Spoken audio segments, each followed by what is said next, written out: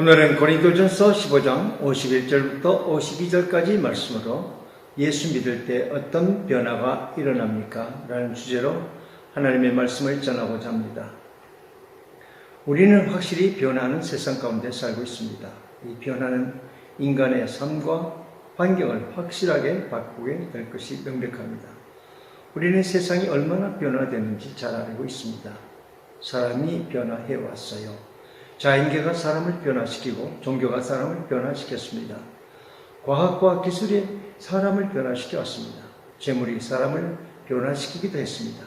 질병이 사람을 변화시키기도 했습니다.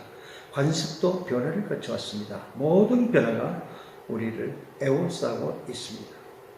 인간은 변화를 예상하고 변화에 대처하는 능력을 길러왔습니다. 일기예보를 하듯 미래를 예측하여 인간 생존의 길을 모색하고 있습니다. 미래학자들에 의하면 앞으로 세계 패권 질서가 바뀔 것을 예측하고 있습니다. 산업 구조가 변화되고 경제 질서도 바뀔 것입니다. 또한 인간의 행동 양식도 바뀔 것입니다. 이 시대의 최고 미래학자로 칭송되는 토마스 프레이 미국 다빈치 연구소 소장은 말하기를 우리는 여생을 미래에 살게 된다. 그렇다면 미래에 대해 제대로 알고 있는가? 미래는 어떻게 만들어지는가? 미래는 모든 사람의 마음속에서 만들어진다. 사람들은 현재의 결정을 내릴 때 미래의 삶을 염두에 두고 결정한다. 보통 사람들은 현재가 미래를 만든다고 생각한다. 그러나 미래가 현재를 만드는 것이다. 생각해보면 우리 머릿속에 있는 미래 비전은 현재 행동을 결정합니다. 누군가 미래 비전을 바꾼다면 현재의 결정 또한 바꿀 수가 있습니다. 구글 공동 설립자 레리 페이지는 기업의 실패 이유는 미래를 예측하지 못했기 때문이라고 말했습니다. 저는 최고의 석학이며 경영자들의 미래에 관한 얘기를 듣고 그리스도 안의 삶에 일맥상통하는 점을 발견했습니다. 그러나 그리스도인의 변화는 예측하여 아는 지식이 아닙니다. 세상과 인류를 창조하신 하나님께서 그리스도인의 변화에 대해서 확실하게 결정해 두었기 때문입니다. 그리스도인의 변화는 영적 변화에서 시작돼요. 미래 세계의 변화가 땅에서 살아가는 동안 눈에 보이는 세계의 변화라면 그리스도인의 영적 변화는 눈에 보이지 않는 하나님의 세계에서 일어나는 것입니다. 그러나 하나님께서 정하신 영적 변화가 우리에게 없다면 그것은 영원한 멸망이라는 사실을 알아야 됩니다. 왜냐하면 영적 변화는 그리스도 안에서 하나님께로부터 영원한 생명을 받는 데서 시작하여 저 영원한 하나님 나라에서 영원토록 주님과 함께 거하는 것으로 성취되기 때문입니다. 그리스도인이 장차 변화될 것이라는 확실한 진리 가운데 굳게 설 때 오늘의 삶이 복되고 장차 다가올 변화를 기뻐하며 누리는 삶을 살게 될 것입니다. 이 세상은 참으로 많은 변화를 겪고 있어요. 그러나 오늘 저는 여러분에게 영적인 변화에 대하여 말씀드리고자 합니다. 이것은 우리의 구원과 직결된 문제이므로 깊게 경청해야 됩니다. 영적 변화는 무엇으로부터 시작할까요? 첫째로 거듭남에서 비롯되는 변화가 있습니다. 예루살렘에 니고데모라는 명성 있는 사람이 있었어요. 그는 바리새인 계급에서도 높은 지위를 차지하고 있었습니다. 사람들로부터 존경받는 훌륭하고 도덕적인 사람이었습니다. 그러나 지금까지 쌓았던 화려한 명예에도 불구하고 그의 마음은 이 세상 일보다 더 높은 것에 대한 갈망이 있었습니다. 그때 마치 위대한 사람, 하나님의 독생자 나사렛 예수께서 예루살렘에 오게 되었습니다. 니고데모는 예수에 대하여 그리고 예수가 가르쳤던 새 종교에 대하여 듣고 있었습니다. 그는 이 새로운 신앙에 대하여 호기심과 흥미를 가지고 더 많은 것을 알고자 했습니다. 그는 어두운 밤을 틈타 예수를 만나려고 예수님이 유숙하고 있는 곳에 찾아왔습니다. 아마도 신분이 낮은 갈릴리 출신 예수를 만나는 것을 바리새인들에게 들키지 않으려는 심산인 것이 분명합니다. 니고데모는 정치가입니다. 그는 정치가다운 산사를 아끼지 않으면서 예수님과 대화를 시작합니다. 우리가 당신은 하나님께서 오신 선생인 줄 아나이다 라고 말문을 열고 계속해서 하나님께서 함께하지 않으시면 당신의 행하시는 이 표적을 아무라도 할 수 없음이니라 라고 말했습니다. 예수님은 그의 이빨은 찬사를 물리치시고 그의 영적 갈급함을 꿰뚫어 보시며 말씀하셨어요. 사람이 다시 출생하지 않으면 하나님의 나라에 들어갈 수 없느니라. 이 말을 들은 이 정치가는 강한 기색이 역력합니다. 사실 그는 예수라는 분이 자기 같은 신분 높은 사람이 찾아왔다는 것을 영예롭게 생각할 줄 알았어요. 그런데 이 선생은 자기에게 근엄한 어조로 사람이 거듭나지 아니하면 하나님 나라를 볼 수 없느니라고 말씀하십니다. 어떻게 그런 일이 가능하겠습니까? 사람이 늙으면 어떻게 날 수 있사옵나이까? 두 번째 모태에 들어갔다가 날 수 있사옵나이까? 그는 예수님의 권위에 눌려 공손한 태도로 반문합니다. 예수님께서 육으로 난 것은 육이요 성령으로 난 것은 영이라고 말씀하셨습니다. 예수님은 이 거듭남을 영적인 출생으로 말씀하신 것입니다. 이 말씀은 빈틈없는 정치가의 마음을 텅 지키고도 남았어요. 예수님은 그가 구원받기를 원했습니다. 하나님의 나라에 들어가기를 원한다면, 영생을 얻기를 원한다면 십자가에 들림받으실 하나님의 아들을 믿어야 한다고 가르치셨어요. 그게 바로 다시 태어나는 것이었어요. 이 명성이 있는 정치가는 그리스도를 믿는 마음을 품고 몰래 빠져나갔다고 생각합니다. 왜냐하면 후에 그리스도의 장례를 거두고 있는 그의 모습을 볼 수 있기 때문입니다. 고린도후서 5장 17절에 그런즉 누구든지 그리스도 안에 있으면 새로운 피조물이라 이전 것은 지나갔으니 보라 새 것이 되었도다. 거듭난다는 것은 악한 성격이 개선된다는 뜻이 아니라 하나님께서 새로운 피조물로서 완전히 새롭게 창조하시는 것입니다.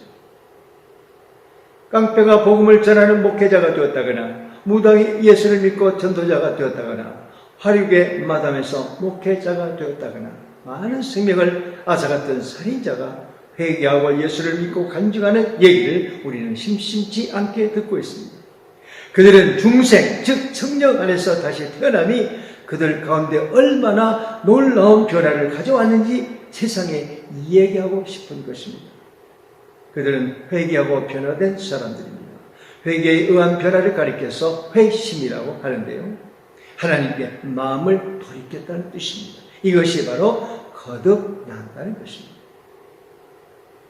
오래전에 17명을 죽인 연쇄살인범 김대두가 있었습니다. 그는 교도소에서 전도를 받아 예수를 믿고 변화되어 26살 나이로 사형집행 받을 때까지 200여 명에게 복음을 전했습니다. 그가 전한 복음을 듣고 수많은 사람이 회개하고 예수를 믿었습니다. 사형수가 전도자로, 화류계 마담이 목회자로, 이것이 회개에 의한 변화입니다. 이 세상엔 오직 두 부류의 사람들이 있을 뿐입니다. 그것은 성령의 감동을 입어 변화된 사람들과 그렇지 못한 사람들입니다. 이것은 천국과 지옥으로 나뉘는 삶이기도 합니다. 예수님께서 이 세상에 계실 때 많은 사람을 감동케 하시고 그들을 변화시켰습니다. 눈먼 자가 광명을 찾았고 젊은 마리가 온전케 되었고 귀신 들린 자가 선하고 행복한 삶을 누리게 되었습니다.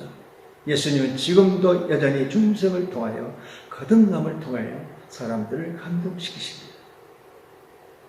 저에게는 2살 위의 누님이 있습니다. 나를 얼마나 아끼고 사랑했는지 나의 소년 시절에 학교를 그만두고 도각하고 있는 나에게 자기 교과서를 내게 주고 그는 그 교과서 없이 고등학교에 다녔습니다. 목회자의 딸로 불교인과 결혼했어요. 어느 날 갑자기 매부는 머리를 깎고 스님이 되었습니다. 스님 노릇도 잠깐이고 다시 속세에 들어와 아내의 믿음을 불교로 바꾸도록 고통을 주었습니다. 가정이 불화하여 고통을 받던 누님은 불교로 개종하고 말았습니다. 종교가 하나 되니 가정은 화목한 것처럼 보였어요. 어릴 때부터 믿음이 좋았고 미션 스쿨에 다녔고 신앙 생활에 충실하던 누님은 믿음을 헌신짝처럼 던지고 말았습니다. 자기 자녀들을 위하여 불당이어서 3,000배를 할 정도로 불심이 깊어졌습니다. 목사이며 선교사인 동생으로서 마음이 찢어지도록 아팠어요. 나는 누님의 구원을 위해 기도하지 않을 수가 없었습니다. 부모님이 살아계신 동안에는 부모님이 기도하지만 떠나신 후에는 형제 자매를 위한 기도는 나의 몫이 되었습니다. 누님은 어느 날 기독교 방송에서 나오는 설교 말씀을 듣게 되었습니다. 성령께서 그의 마음을 찔렀어요. 마침내 그는 20년 만에 신앙을 회복했습니다. 그 누님은 지난 20년 동안 주님께 충성스러운 일꾼이 되었고 새벽교회는 물론 모든 예배에 온전하게 주님께 마음을 드리고 있었습니다. 이제는 나의 기도의 동력자, 선교의 동력자가 되었습니다. 할렐루야. 하나님께서 누님의 심령을 움직이셨습니다. 세상을 향했던 마음을 돌이켜 모든 시간을 하나님과 더불어 귀하게 보내게 되었습니다. 나의 누님은 거듭남의 변화를 체험한 것입니다. 요한복음 1장 12절에 영접하는 자 곧 그 이름을 믿는 자들에게는 하나님의 자녀가 되는 권세를 주셨으니 여러분은 예수님을 구주로 마음에 영접하였으므로 하나님의 가족으로서 영광을 누리게 되었습니다. 얼마나 엄청난 변화입니까? 더러운 죄의 똥물 구덩이에 빠졌던 우리의 발이 들리워지고 그리스도의 굳건한 반석 위에 세워졌습니다. 죄의 종노릇을 하다가 영원히 불타는 지옥에 들어갈 주인이 해방되어 하나님의 보호자 앞에 영광스럽게 서게 되었습니다. 할렐루야. 주님을 찬양합니다. 둘째로 은혜 안에서 자라는 변화가 있습니다. 베드로후서 3장 18절 오직 우리 주 곧 구주 예수 그리스도의 은혜와 그를 아는 지식에 자라가라. 영광이 이제와 영원한 날까지 그에게 있을지어다. 설교자가 누릴 수 있는 최고의 기쁨은 잃어버린 영혼들이 구원받는 것입니다. 두 번째로 큰 기쁨은 구원받은 영혼들이 은혜 안에서 자라가는 것을 보는 일입니다. 어린 그리스도인 영혼들이 날마다 주님을 닮아가는 것을 본다는 것은 얼마나 큰 기쁨인지 모릅니다. 그런가 하면 어떤 분들은 전혀 성경이 없어요. 교회에는 잘 다니는데 말씀에 순종함이 없어서 주님의 마음을 아프게 하고 목회자의 마음을 슬프게 합니다. 자녀들이 믿음 생활에 충실하지 못할 때 얼마나 마음이 아픈지 모릅니다. 자녀들이 지옥에 가면 어떻게 하나?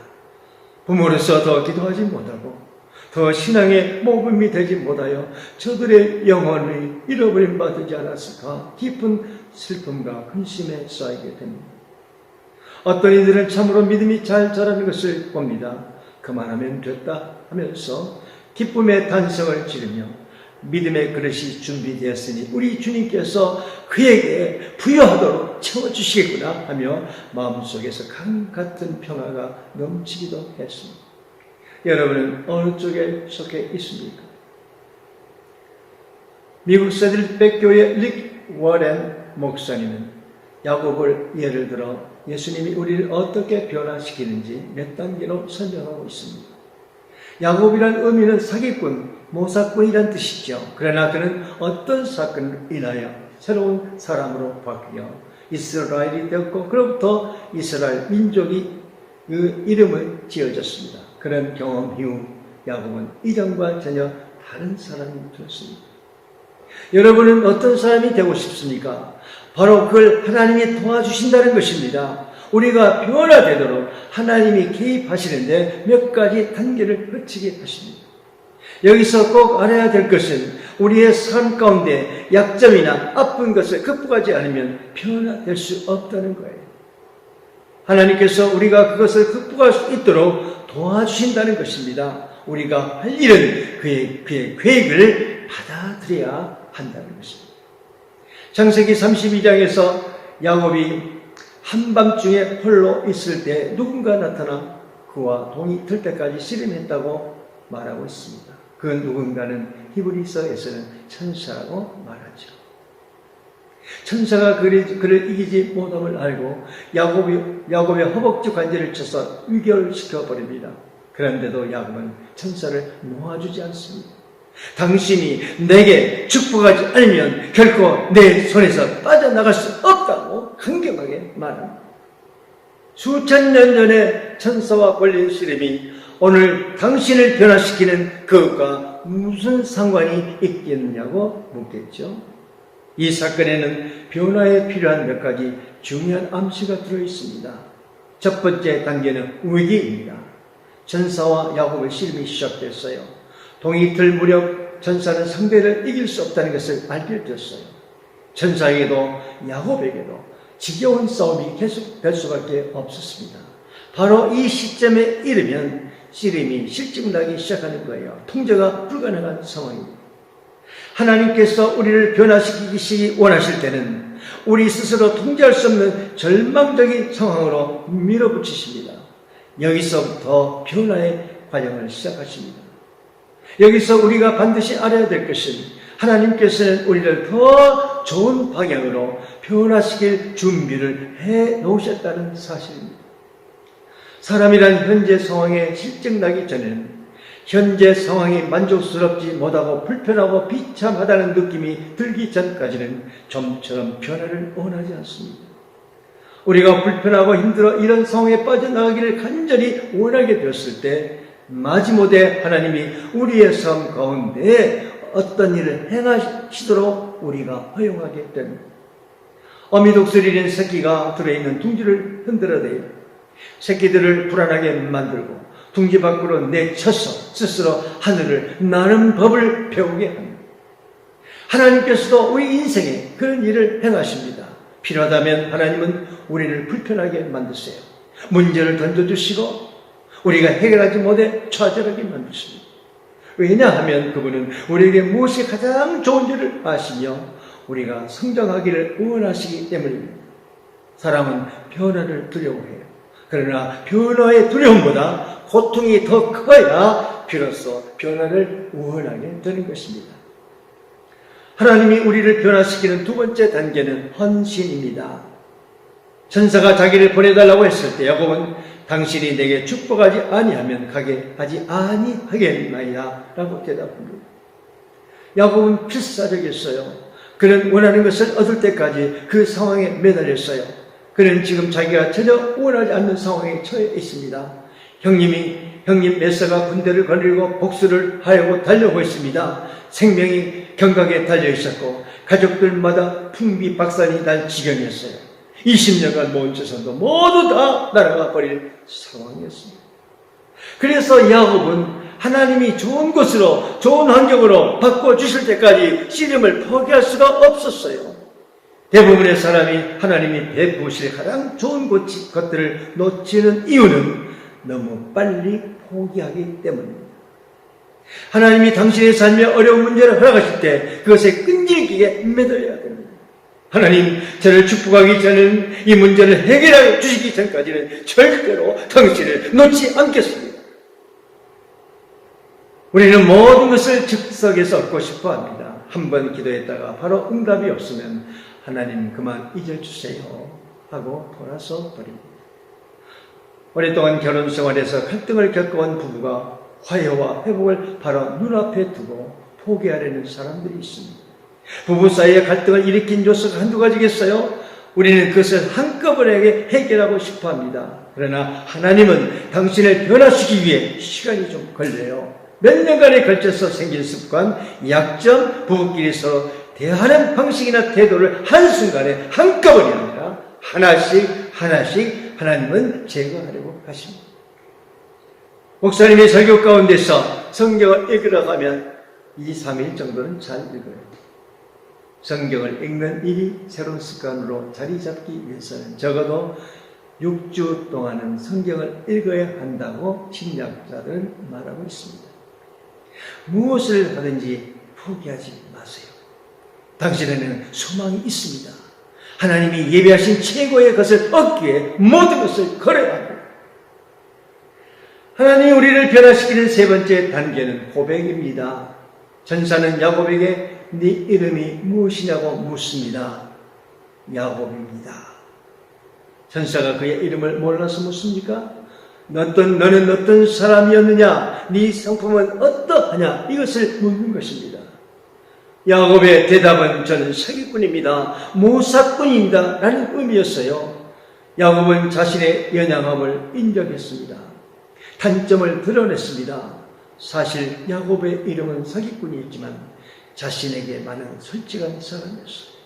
야곱입니다. 이 대답은 그의 성품함에 성품 안에 들어있는 결함들, 못된 것들, 부족한 것들을 스스로 인정한 것입니다.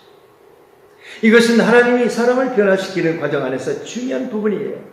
우리의 약점, 허물과 죄, 연약함, 실수를 인정하지 않는 한 우리는 결코 변화될 수 없기 때문입니다.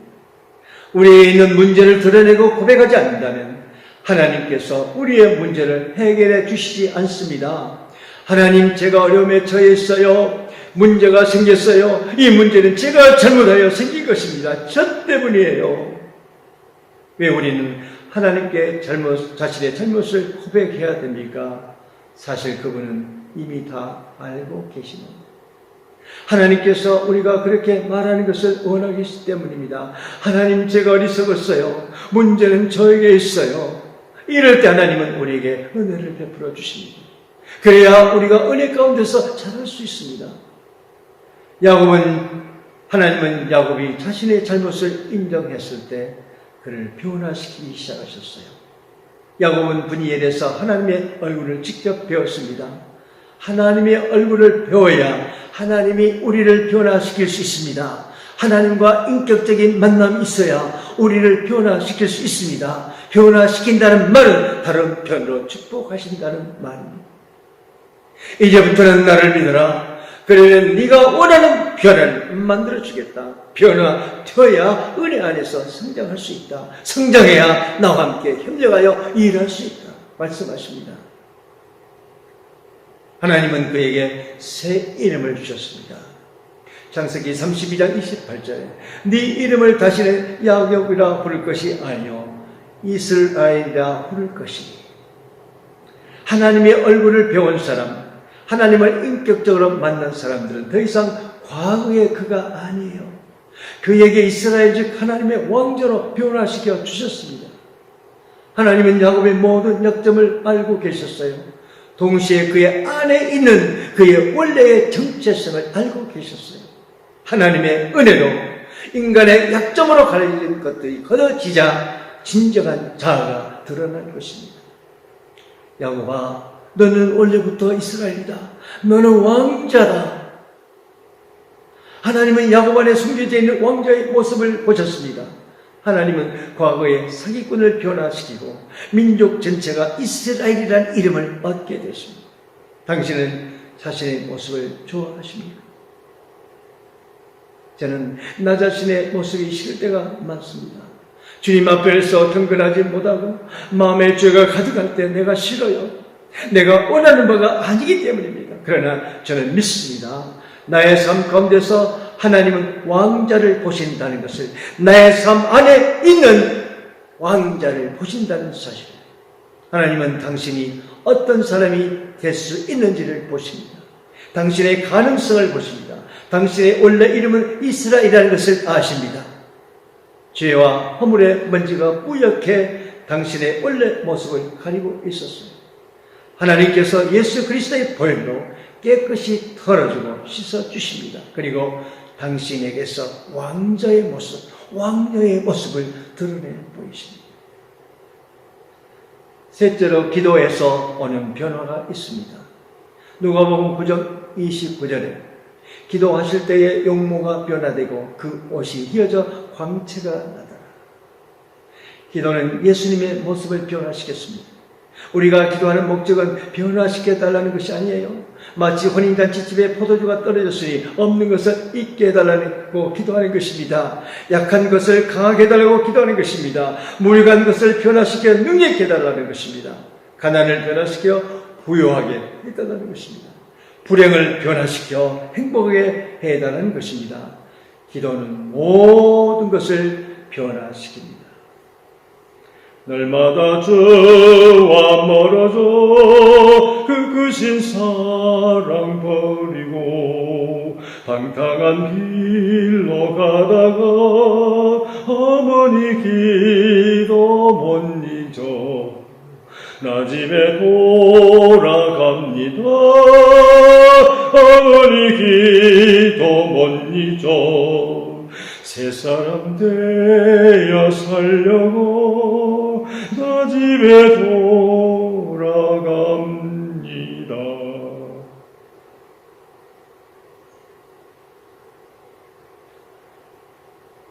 날마다 어머니가 자녀를 위하여 애타게 기도하는 이유는 무엇일까요? 세상으로 들어가 하나님을 잊어버리고 죄악 세상에 빠져있는 자녀들 위해 기도하는 것입니다. 영국 속담에 있는 것처럼 어머니의 마음은 항상 아들에게 가 있기 때문입니다. 그러다 어느 날 놀라운 변화가 찾아옵니다. 아들이 구원을 얻고 완전히 변화된 삶을 살게 된 것입니다. 이와 같은 변화의 이유는 무엇일까요? 어머니가 기도했기 때문입니다. 그 어머니는 모니카이고 그 아들의 이름은 어거스틴입니다. 탕자 어거스틴이 변화되어 성자가 되었습니다. 세상과 자신의 명예를 위해 사용될 그의 지식이 기독교 신학을 옹호하는 데 쓰여졌습니다. 세상은 그를 가리켜서 성자로 갑니다. 세상은 그를 가리켜 위대한 신학자로 말합니다. 기도하는 자식은 결코 망하지 않는다.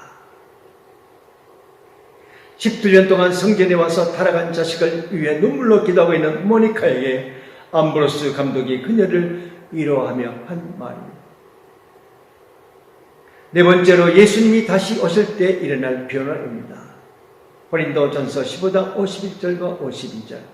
보라 내가 너희에게 비밀을 말하노니 우리가 다 잠잘 것이 아니요 마지막 나팔의 순식간에 호련히 다 변화되리니 나팔 소리가 나매 죽은 자들이 썩지 아니할 것으로 다시 살아나고 우리도 변화되리라. 예수님은 언제 다시 오십니까? 우리는 그날과 때를 알지 못합니다. 하늘에 있는 천사들도 모릅니다. 그러나 영원의 칼렌다에는 하나님께서 어떤 날을 표시해 두셨을 것임이 분명합니다. 그날에 그를 사랑하는 자들을 위하여 이 땅에 다시 오실 것입니다. 여러분은 주님의 재림을 맞을 준비가 되어 있습니까? 사도 요한의 기도와 같이 여러분도 아멘 주 예수여 오시옵소서라고 외치실 수 있습니까? 주님께서 공중 재림하실 때 세상에는 무슨 일이 일어날까요? 데살로니가전서 4장 16절과 17절의 말씀에 귀를 기울이십시오. 주께서 호령과 천사장의 소리와 하나님의 나팔 소리로 친히 하늘로부터 강림하시리니 그리스도 안에서 죽은 자들이 먼저 일어나고 그 후에 우리 살아남은 자들도 그들과 함께 구름 속으로 끌어올려 공중에서 주를 영접하게 하시리니 그리하여 우리가 항상 주와 함께 있습니다. 그리스도 안에서 죽은 자들이 예수님을 영접하기 위하여 하늘 공중으로 들려와줄 것입니다. 그 다음에 아직 살아남아 있는 모든 그리스도인들이 공중으로 끌어올려져 주님과 함께 있게 될 것입니다. 이 얼마나 은혜로운 상봉의 순간이겠습니까? 다음으로 본문 말씀은 우리가 모두 변화될 것이라고 얘기하고 있어요. 이 변화는 예수 그리스도의 형상을 닮은 변화입니다. 요한일서 3장 2절에 사랑하는 자들아 우리가 지금은 하나님의 자녀라 장래에 어떻게 될지는 아직 나타나지 아니하였으나 그가 나타나시면 우리가 그와 같을 줄 아는 것은 그의 참모습 그대로 볼 것이기 때문입니다. 우리처럼 주한 인간이 예수님 같은 형상을 가진다는 것은 얼마나 놀라운 일입니까?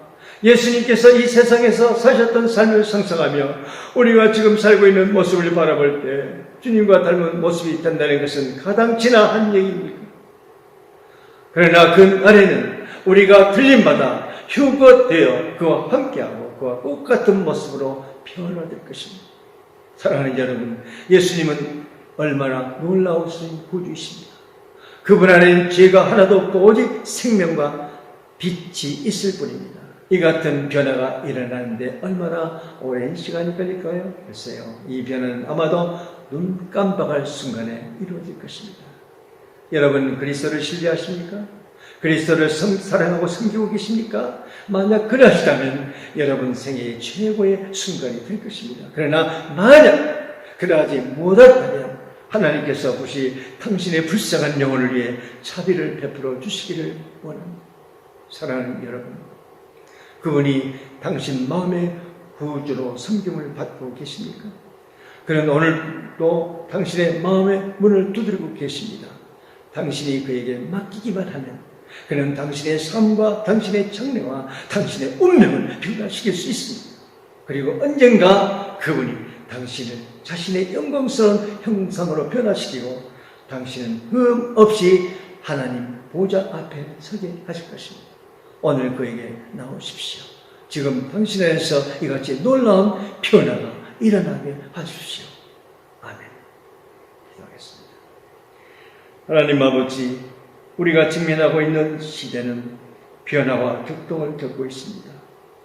앞으로 다가올 세계와 역사는 어떻게 전개될지 두렵기도 합니다. 세상에 많은 일자리가 사라지고 경제가 어려워져서 사람들이 서로가 물고 찌는 악한 세상을 보게 될지도 모릅니다. 그러나 주님은 우리의 소망이십니다. 우리가 밖에서 믿음의 반석이십니다. 모든 것이 합력하여 선을 이루시는 하나님을 믿습니다. 다가오는 세상을 두려워하지 않게 하시고 세계를 움직이는 하나님의 손에 의탁하기를 원합니다.